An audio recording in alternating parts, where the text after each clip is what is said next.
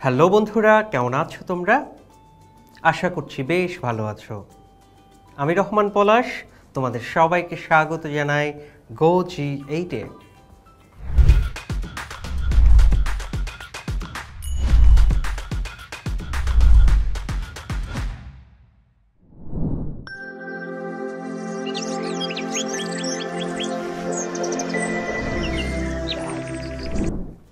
বন্ধুরা, আজকে আমরা একটি নতুন কবিতা নিয়ে আলোচনা শুরু করতে যাচ্ছি, আর সেটি হলো একাদশ দ্বাদশ শ্রেণীর বাংলা প্রথম পত্র বইয়ের তাহারই পরে মনে কবিতাটি, যে কবিতাটি লিখেছেন কবি সুফিয়া কামাল।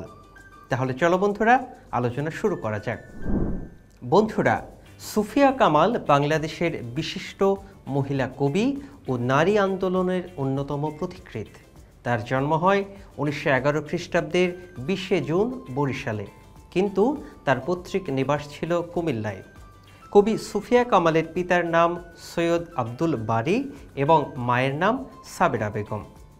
বন্ধুরা, যে সময়ে সুফিয়া কামালের জন্ম, তখন বাঙালি মুসলমান নারীদের কাটাতে হতো গৃহবন্দী জীবন।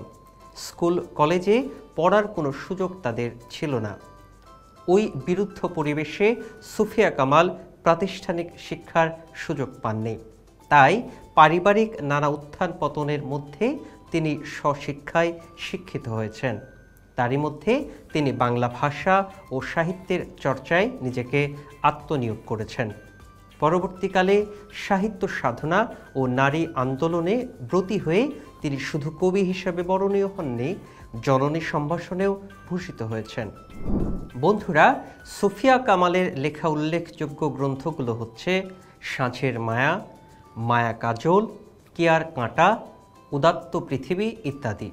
এছাড়াও তিনি গল্প, ভ্রমণ কাহিনী, প্রবন্ধ ও স্মৃতিকথা লিখেছেন। তার লেখা অন্যতম স্মৃতিকথা হলো ৭১-এর ডায়েরি। তাছাড়া বাংলা একাডেমি পুরস্কার, ২১ পদক, নাসিরুদ্দিন স্বর্ণপদক সহ বিভিন্ন পদকে তিনি ভূষিত হয়েছেন।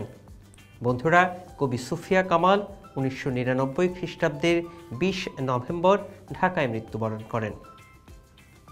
এই ছিল তাহারই পরে মনে কবিতার কবি সুফিয়া কামালের পরিচিতি সম্পর্কে। আর তাহারই পরে মনে কবিতাটি 1935 খ্রিস্টাব্দে মাসিক মোহাম্মদী পত্রিকায় প্রথম প্রকাশিত হয়। এটি মূলত একটি রূপক কবিতা। চলো এবার তাহলে মূল কবিতাটি শুরু করা যাক। হে কবি, নীরব কেন? ফাগুন যে এসেছে ধরায়, বসন্তে বরিয়া তুমি লবে নাকি তব বন্দনায়? বন্ধুরা, এখানে হে কবি বলে মূলত একজন কবি ভক্ত কবিকে সম্বোধন করেছেন। এখানে একজন কবি ভক্ত কবিকে জিজ্ঞেস করেছেন যে তুমি উদাসীন হয়ে আছো কেন? পৃথিবীতে যে ফাগুন অর্থাৎ বসন্তের আবির্ভাব ঘটেছে, তুমি কি তোমার রচিত বন্দনা গানের সাহায্যে সেই বসন্তকে বরণ করে নেবে না? অর্থাৎ এখানে বোঝানো হয়েছে পৃথিবীতে যে ফাগুন বা বসন্তের আবির্ভাব ঘটেছে, তাও কবি কেন নীরব আছেন? কেন তিনি কোনো কাব্য ও গান রচনায় সক্রিয় হচ্ছেন না? কেন তিনি কোনো বন্দনা গান রচনা করে বসন্তকে বরণ করে নিচ্ছেন না? কবিকে সম্বোধন করে তিনি এই প্রশ্নগুলো করেছেন। এরপর তিনি বলেছেন, কহিল সে স্নিগ্ধ আখি তুলি, দক্ষিণ দুয়ার গেছে খুলি, বাতাবি নেবুর ফুল ফুটেছে কি? ফুটেছে কি আমের মুকুল? দক্ষিণা সমীর তার গন্ধে গন্ধে হয়েছে কি অধীর আকুল? বন্ধুরা, এখানে কবি ভক্তের প্রশ্নগুলো শুনে কবি তার স্নিগ্ধ চোখ দুটি তুলে তাকে জিজ্ঞেস করলেন, দক্ষিণা দুয়ার গেছে খুলি অর্থাৎ বসন্তের দক্ষিণা বাতাস বইতে শুরু করেছে কিনা তিনি তা জানতে চেয়েছেন। উদাসীন কবি যে এটি লক্ষ্য করেননি, তার এই জিজ্ঞাসা থেকে তা স্পষ্ট। বন্ধুরা, তিনি আরও জিজ্ঞেস করেন, বসন্তের আগমনে যে বাদাবি নেবুর ফুল ফোটে এবং আমের মুকুলের গন্ধে দক্ষিণা বাতাস দিক বিদিক সুগন্ধে ভরে তোলে, তা আমাদের আকুল করেছে কিনা? অর্থাৎ সে বাদাবি লেবুর ফুল ফুটেছে কিনা এবং আম গাছে মুকুল ধরেছে কিনা তা তিনি জানতে চেয়েছেন। কেননা উন্মনা কবি এসব কিছুই লক্ষ্য করেননি। কবির এই জিজ্ঞাসা মূলত তার উদাসীনতাকেই স্পষ্ট করে। এরপর বলা হয়েছে, এখনো দেখনি তুমি, কহিলাম কেন কবি আজ এমন উন্মনা তুমি, কোথা তব নব পুষ্প সাজ। বন্ধুরা, এখানে কবি যখন জানতে চান যে বসন্তের দক্ষিণা হাওয়া বইতে শুরু করেছে কিনা, অর্থাৎ বসন্ত এসেছে কিনা, তখন কবি ভক্ত কবিকে জিজ্ঞেস করেন, এখনো দেখনি তুমি। অর্থাৎ কবির এক কথায় আমরা নিশ্চিত হই যে প্রকৃতিতে বসন্তের লক্ষণ মূর্ত হয়ে উঠেছে, অথচ কবি তা লক্ষ্য করছেন না। বন্ধুরা, কবি ভক্ত কবিকে আরও জিজ্ঞেস করেন যে তিনি আজ কেন উদাস। বসন্ত এসেছে অথচ কেন তিনি নতুন ফুলে ঘর সাজাননি, এমনকি নিজেও ফুলের অলঙ্কারে সাজেননি। তিনি কবিকে এসবে জিজ্ঞেস করেছেন। বন্ধুরা, আমরা বাঙালিরা সচরাচর বসন্তকাল আসলে অর্থাৎ পহেলা ফাল্গুনে নানা রঙের পোশাকে নিজেকে সাজিয়ে তুলি এবং গাঁদা ফুল সহ নানা রঙের ফুল দিয়ে আমরা সেজে বসন্তকে বরণ করি। তাই কবি ভক্ত এখানে কবিকে এমনটাই জিজ্ঞাসা করেছেন যে বসন্ত এসেছে তাও তিনি কেন এখনো সাজেননি। বন্ধুরা, যদিও এই কবিতা এখানে প্রতীকী অর্থে কবিকে বসন্তকালে এমন ফুলের সাজের কথা বলা হয়েছে, প্রকৃত অর্থে বসন্তের আগমনে কবিতার লেখনের মাধ্যমে যে কেন কোনো কিছু ফুটিয়ে তোলেননি, কেন বসন্ত বন্দনার গান রচনা করেননি, অর্থাৎ তিনি যে উদাসীন হয়ে রয়েছেন তার কথাই বলা হয়েছে। এরপর কবি বলেন, কহিল সে সদূরে চাহিয়া, অলখের পাথার বাহিয়া, তরি তার এসেছে কি, বেঁধেছে কি আগমনী গান, ডেকেছে কি সে আমারে, শুনি নাই রাখিনি সন্ধান। বন্ধুরা, এখানে অলখ শব্দের অর্থ হলো অলক্ষ্য বা দৃষ্টির অগোচরে এবং পাথার শব্দের অর্থ হলো সমুদ্র। এখানে মূলত বোঝানো হয়েছে যে কবি অনেক দূরে তাকিয়ে আনমনে বসে জিজ্ঞেস করছেন তার দৃষ্টির অগোচরে সমুদ্র বেয়ে তার তরী বা নৌকা এসেছে কিনা।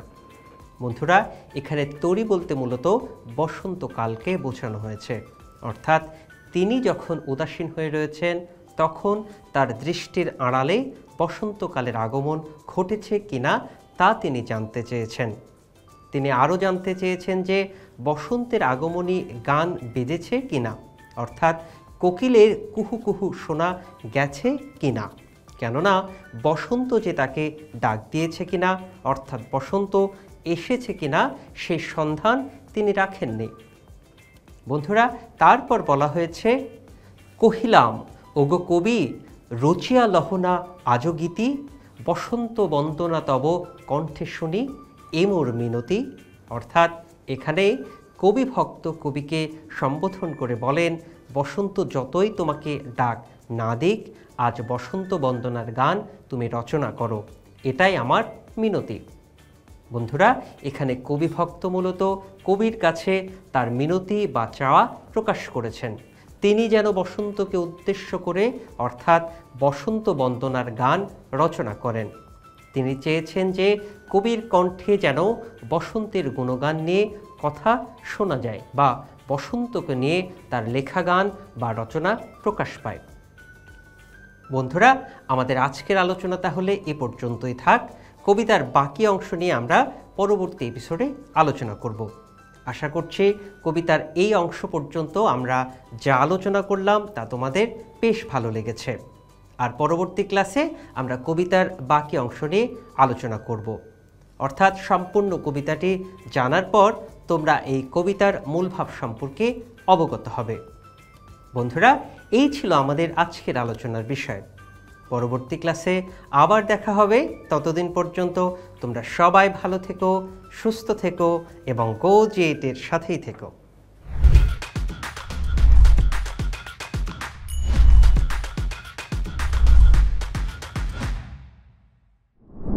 বন্ধুরা, এতক্ষণ যা আলোচনা করলাম তা থেকে গুরুত্বপূর্ণ কিছু নোটস জেনে নিই। সুফিয়া কামাল বাংলাদেশের বিশিষ্ট মহিলা কবি ও নারী আন্দোলনের অন্যতম পথিকৃৎ। সুফিয়া কামালের উল্লেখযোগ্য গ্রন্থগুলো হচ্ছে সাঁঝের মায়া, মায়া কাজল, কিয়ার আঁটা, উদাত্ত পৃথিবী ইত্যাদি। সুফিয়া কামালের লেখা একটি অন্যতম স্মৃতিকথা হল ৭১-এর ডায়েরি। অলোক শব্দের অর্থ অলক্ষ্য বা দৃষ্টির অগোচরে। পাথার শব্দের অর্থ হল সমুদ্র। তাহারই পরে মনে কবিতাটি ১৯৩৫ খ্রিস্টাব্দে মাসিক মোহাম্মদী পত্রিকায় প্রথম প্রকাশিত হয়।